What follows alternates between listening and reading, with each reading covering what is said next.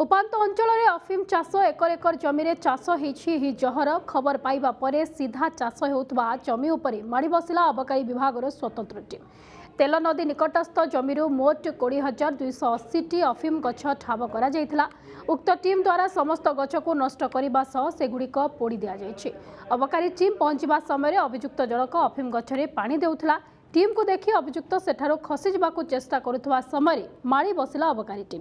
अभियुक्त जनक हेले नंदकिशोर साहू। अभियुक्त घरे तलाश करिबारु 14 केजी 300 ग्राम अफिम मंजी अफिम चोपा जबत करा जाइछि।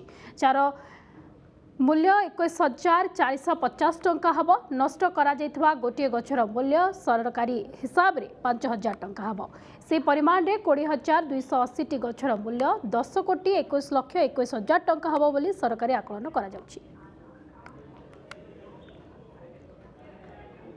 नंदकिशोर साहू से गछरे पानी देउथिला आउ आम मानक देखि से सिटू पळेबाकू चेष्टा कला विभागीय स्टाफ ने ताकू अटकी ये कले तांकर सम्मुखरे एवं एक्जिक्यूटिव मजिस्ट्रेट सम्मुखरे विधिमत तलाश कलु एवं साक्षी उपस्थित आम ये कलु आम 20,280 गछ आ ओपीएम फॉपी माने पाइपालु सीडी सबू जबत कलापर आम मजिस्ट्रेट उपस्थित दुईटा सैंपल नमूना बाहर कर बड़काटा को घटना जगह आम नष्ट करदेलु।